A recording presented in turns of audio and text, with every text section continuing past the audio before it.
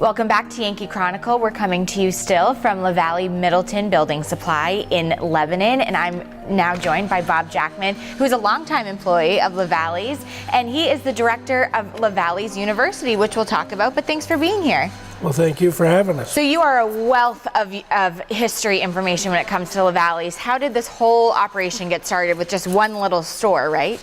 Yes. Harold and Geraldine LaValley began in 1962, I believe April of 62.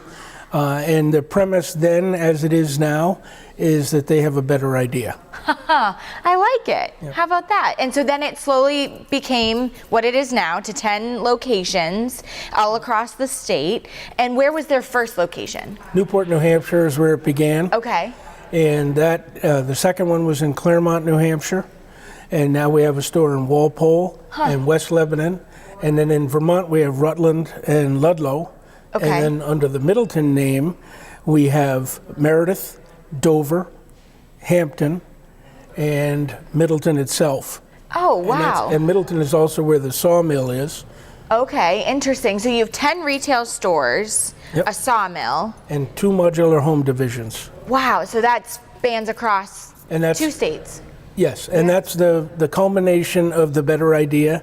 The lowest in-place cost, the best deal for the consumer and the contractor. Interesting. And that's what modular is, because you make all the decisions ahead of time. Right. And then it allows us to do energy efficiency like you wouldn't even dream of 10 years ago. So from 1962 to present day, we went over that you have 10 locations. How else has LaValley's grown? Oh, well, size and in scope of what we do. We do a lot of stuff in-house that most people have to hire out. We have our own truss shop. We build wall panels. We actually build modular homes. Wow. So we do that. We own that. You know, we don't have to buy it from someone else. It's all under the LaValley name. Yes, and yes, that's just a culmination of Harold's ideas, of a better idea and a better way to do things. And the business as a whole is still family owned and operated? Absolutely. Wow. And Harold and Geraldine, who started the company, are still both active on a daily basis. Wow. And what are we, 56 years, right, 55, 56 years into it? That's amazing. And we do have upstairs a banner when we celebrated 50 years. Okay. We have a banner up by the train set that tells you its chronology of the first 50 years of the company. And it's amazing. So you've been here a long time. Do you want to say how many years? A little over 40 years. A little over 40 years. But you have a fairly new title here, LaValley University, and you are the Director of Development. Correct. My function with the company now is to set the staff up, so it's a multi-generational staff that's constantly advancing.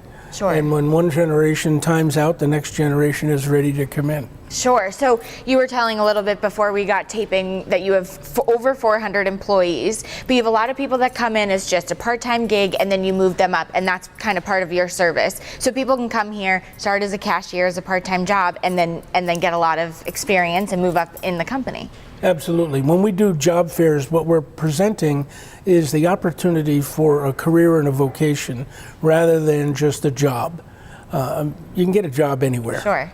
You know, if you want to be part of a team, and quite honestly, the reason I've stayed with it so long is that I have an absolute great time helping people with the single largest investment they'll probably ever make. Absolutely. You know, and at times I feel like I'm thinking like Mr. LaValley. Right. In that, you know, we can do this, and it should be a fun process. Right.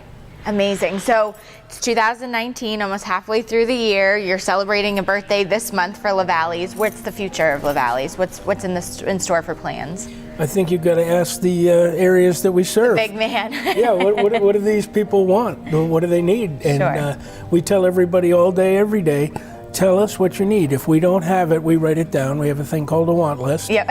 And we react to that. And then get it on the shelves. Yep, well, get it on the shelf, or if it's a service you need, we'll see if we can do that. Amazing. Bob Jackman, thank you so much for joining us as always. Well, thank you. It's good to see you again. Thank you. Thanks, Bob. There is so much to know about these great local businesses and how important they are to our communities.